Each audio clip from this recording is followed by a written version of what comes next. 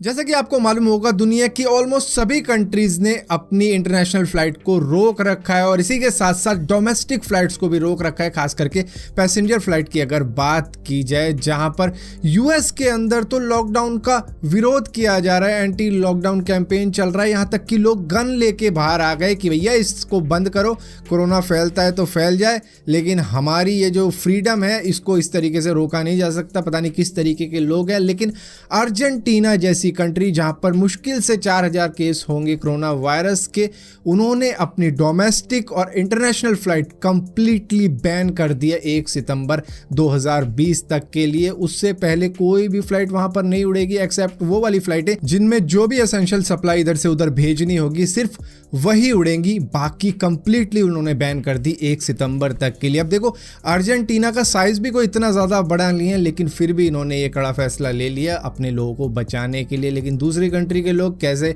लड़ मर रहे हैं, कह रहे हैं लॉकडाउन हटाओ, हमें नहीं ऐसे जीना। मतलब मरना ही है तो फिर छोड़ो। आपको याद होगा, मैंने अभी कुछ ही दिनों पहले एक वीडियो बनाई थी यूएस के 39 प्रेसिडेंट के ऊपर, जिनका नाम जिमी कार्टर था, जिन्होंने अपने प्रेसिडेंट बनने से पहले ये वादे किए थे कि मैं यूएफओ से जुड़ी हुई, एलियन से जुड़ी हुई सारी इंफॉर्मेशन पब्लिक को शेयर कर दूंगा जब मैं प्रेसिडेंट बनता हूं। लेकिन वो उन्होंने इंफॉर्मेशन शेयर नहीं करी थी। लेकिन अब जाके यूएस नेवी ने 3 वीडियो जारी करी हैं यूएफओ से रिलेटेड, जहां पर बताया गया है कि ये यूएफओ की 3 वीडियो हम पब्लिक के लिए जारी कर रहे हैं अपनी वेबसाइट के ऊपर, जिसकी लिंक मैंने डिस्क्रिप्शन में दे दी है। वो डाउनलोड करके आप देख भी सकते हो और थोड़ी बहुत मैं अपनी वीडियो में दिखा भी रहा हूँ। इसके अंदर यूएफओ का मतलब होता है अनआइडेंटिफाइड फ्लाइंग ऑब्जेक्ट। तो ये वो थे जिनको वो आइडेंटिफाई नहीं कर पाए कि आखिर ये क्या थे जो कि उनके रडार के अंदर आए थे। फिलहाल के लिए उन्होंने इसके ऊपर 22 मिलियन यूएस डॉलर खर्च कर दिए कि पता लगाया जा सके कि उनके रडार में आखिरकार आया क्या था, लेकिन वो पता नहीं लगा पाए। और इनका नाम उन्होंने रख दिया है फिलहाल के लिए अनएक्सप्लेन्ड एरियल फिनोमिना, जिनका उनको पता ही नहीं कि ये था क्या जो उनके रडार में आया था।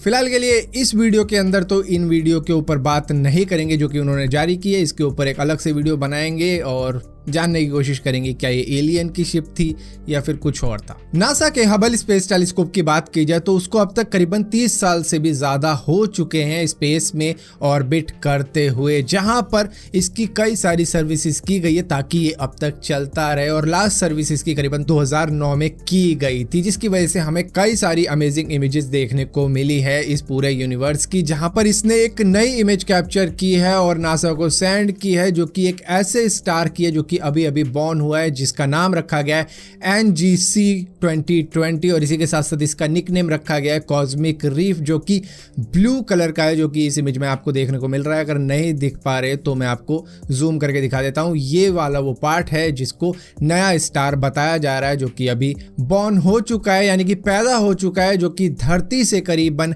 1,63,000 लाइट ईयर्स दूर है। आज से करीबन 2-3 हफ्ते पहले व्हाट्सएप ने एक नई लिमिट सेट कर दी थी मैसेज फॉरवर्ड करने के ऊपर, जहां पर लोग मिस इन्फॉर्मेशन फैला रहे थे कोविड-19 को लेकर, चाहे वो दिए को लेकर हो या फिर कोरोना वायरस अपने आप ही गर्मी से भाग जाएगा या फिर गर्मी बढ़ जाएगी। तो इस तरीके की इंफॉर्मेशन फैलाई जा रही थी, जिसकी वजह से लोगों को गलत इंफॉर्मेशन मिल रही थी इन गलत सलत मैसेज के द्वारा, जहां पर एक लिमिट सेट कर दी थी कि 5 मैसेज अगर एक बार में कोई बंदा फॉरवर्ड कर देता है तो उसको हाईली फॉरवर्डेड मैसेज मान लिया जाएगा, जिसके बाद में वो और ज्यादा फॉरवर्ड नहीं हो सकता। जिसकी वजह से हुआ यह है कि करीबन 70% तक इस तरीके के मैसेज अब रुक चुके हैं। अब इस तरीके के मैसेज फॉरवर्ड नहीं किए जा पा रहे उन लोगों से जो कि पहले मैसेज फॉरवर्ड कर दिया करते थे। इस तरीके की आया कि पूरी लिस्ट को फॉरवर्ड कर दिया एक ही बार में, लेकिन अब ऐसा नहीं हो रहा है। तो बस कहने वाली बात यही है कि वो 30% लोग कौन है जो अभी भी इस तरीके की हरकत कर रहे हैं, क्योंकि 70% ही तो रुका है,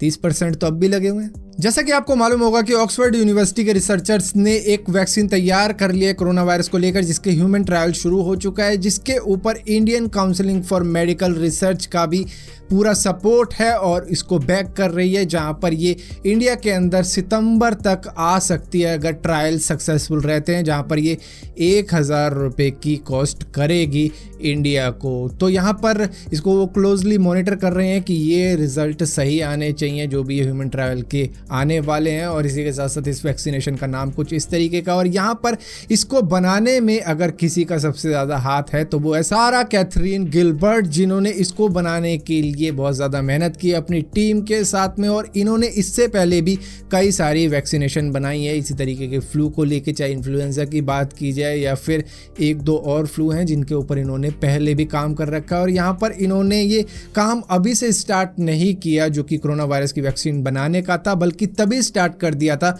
जब चाइना के अंदर कोरोना वायरस फैल चुका था। अभी परसों की ही वीडियो में आपको मालूम चला होगा चाइनीज पॉलिसीज के बारे में, जहां पर उन्होंने टिकटॉक की जो ओनर कंपनी है बाइटडांस को मना कर दिया था कि भैया इस कंपनी के साथ में अपना कोलैब मत करो क्योंकि ये थोड़े बहुत पंगे करती है, जो कि आप उस वीडियो में देख ही लोगे कि मैंने क्या बताया था। लेकिन यहाँ पर चाइना और यूएस का ट्रेड डिस्प्यूट तो आपको मालूम ही होगा, जो कि हुआई को बैन करवा गया था कि हुआई चाइना गवर्नमेंट के लिए काम करती है और जो चाइनीज गवर्नमेंट कहती है ये वैसा ही करेगी। अगर चाइनीज गवर्नमेंट कहेगी कि भैया नजर रखो यूएस के ऊपर कि यूएस क्या करता है, तो ये वो भी कर सकती है, जिसकी वजह से इसको बैन कर दिया गया था यूएस के अंदर। लेकिन हुआई कहता रह गया कि मैं चाइनीज गवर्नमेंट के लिए काम नहीं करता हूं, कि मैं तुम सबके ऊपर एक सर्वेलेंस टूल बिठा दूंगा और तुम पर नजर रखूंगा। तो इस तरीके की हुआई की सोच थी जो उन्होंने यूएस के ऊपर लगाने की कोशिश करी थी, लेकिन इनको बैन कर ही दिया गया था। लेकिन अब जाके मालूम चला है कि वीचैट के ऊपर कुछ डिस्कशन चल रहा था हुआई और